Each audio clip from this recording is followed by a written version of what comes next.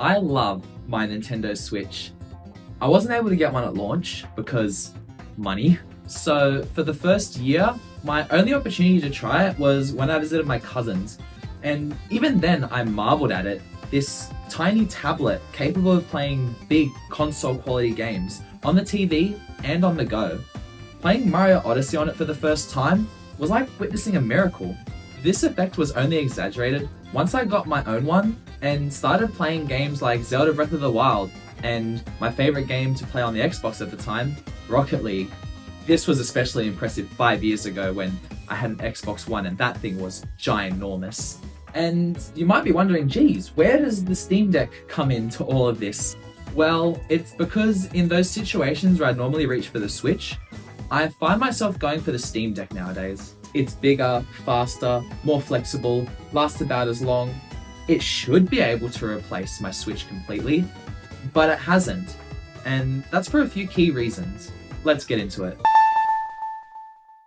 Now, these are both the first revision LCD models, and that means they share a few version 1 quirks. Both use LCD panels that don't get very bright, contrasty, or vibrant. The bezels surrounding these screens are quite thick, not just by phone standards either. How did we go from this to this? However, I'd say the Steam Deck wins in this case on a technicality since its similarly sized bezels feel smaller due to the larger screen. Battery life is not great, but serviceable on both. When going full tilt, the Switch lasts longer, but on the other end of the spectrum, the deck can be taken a little further when playing lighter games. Finally, the dated architectures. Both of these launched with processor technology that was last gen, both made the most of it, and both were superseded by an OLED model that addressed all of the things I just mentioned. Alright, let's get into comparing the two, starting with how the Steam Deck is better. When the Steam Deck pulls ahead is performance. It simply smokes the Switch by all metrics, and it doesn't even need to go all out to do so. Steam Deck power settings range from 1 to 15 watts. The higher you go, the more performance you get, with 15 being just below PS4 level.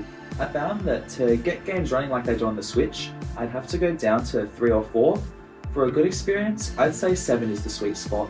To demonstrate what I'm talking about, I've got 2 examples. The first of which is Fall Guys. Fall Guys on the Switch is a joke. The resolution in handheld looks like 360p, and it plays at 15 to 20 frames per second.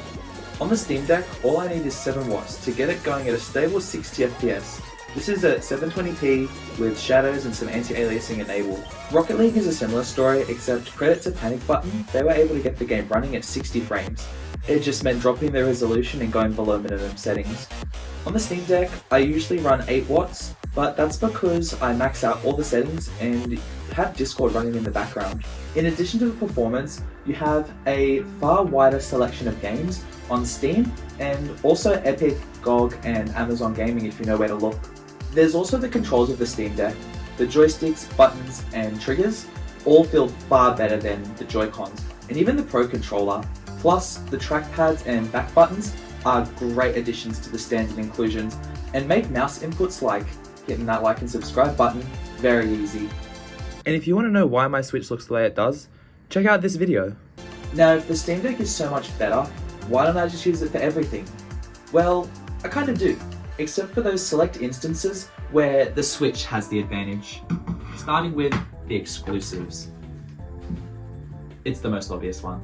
If you want to play the latest Mario, Zelda, Pikmin, or Pokemon for whatever reason, they're only available on the Switch, officially. Yes, you can emulate Switch games on the deck, but you usually take a performance hit, a battery life hit, and a stability hit, with bugs and crashes being more frequent. There are a few exceptions though. Mario Wonder ran flawlessly at 10 watts from start to end on the Steam Deck, though that is the exception. Next up is the docked experience. When you dock up the Switch to the TV, it changes everything from performance to resolution to power level to make the game run as best as it can on the big screen. And it does it quick. There's no way to have the deck change in a similar way when docked. One nice option would be to have multiple performance profiles per game. Even if it's not automatic, a quick way to change to docked mode would go a long way. And I think it would also be good for a battery life and performance mode depending on the situation you're in. Then there's the aspect ratio. Since the Steam Deck screen is a little taller than usual, you'll often get pillar boxing when you dock it up to a 16:9 monitor. If the game you were running already had some letterboxing on the Steam Deck screen, that'll carry over to the monitor as well, unless you start the game after docking it up to the monitor, and even then it's kind of hit or miss whether or not it'll fill the screen. I will say most of these issues are solved in the desktop mode, but if you're playing games, you're most likely in game mode. Next up is the party-friendly nature of the Switch. No other console lets you split your one controller into two mini controllers and pass it to a friend. Switch games are generally made with this functionality in mind, so you get fan favorites like Mario Kart, which can go up to 4 players locally, or Smash Bros, which goes all the way to 8. As well as third-party games like Snipperclips, Overcooked, and Broforce, which are all best experienced locally with everyone in the same room. Speaking of controllers, the Joy-Cons are pretty cool. They've never completely died on me, and while the buttons don't feel as nice as on the deck, it's hard to ignore just how much tech has been packed into these tiny little things. They offer insane flexibility when it comes to playing positions, not forcing your hands together at all times. However, they're also arguably the Switch's biggest weakness for one reason. It's the joysticks. Are you surprised? No? Yeah, that makes sense. These things are not just prone to failure, they simply will fail, full stop. It's gonna happen eventually, no matter what. I already had it happen once on this one. I bought a DIY kit off Amazon, and now it's happening on this one. And it's gotten to the point where games are just unplayable. So I just switched to exclusively using the Pro controller. And that worked for a while, but now this one is also starting to drift. This joystick. There are no kits for this one though. It's soldered on. My only option is to fork out another $80 for a new one if I want to solve the issue. I want to play Xenoblade 3 and Fire Emblem 3 Houses and the Rabbids games, and you get the point. But they all kind of require the use of the joystick.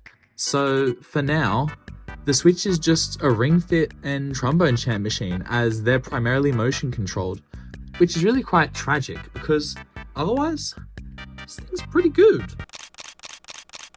Now, I still love both of these handhelds.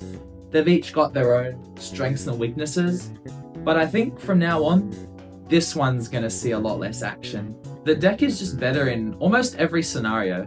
Yes, it costs a lot more, but I would also say that it is a better value. The Switch?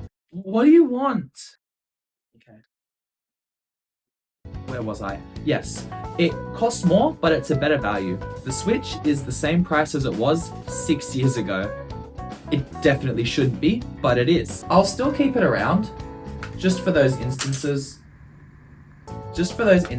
where it is a better option, like multiplayer or motion-controlled games.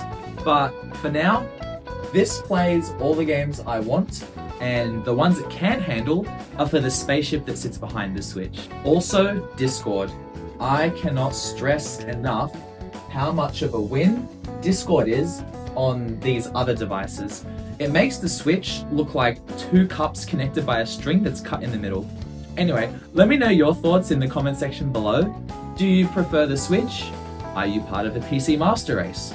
Do you own a PC with a Xbox logo on it that can't do productivity stuff? Let me know. Thanks for watching. Like and subscribe. Bye. Or are you sticking to last gen because gosh damn it, there's no games this generation? God, I'm sick of hearing that argument.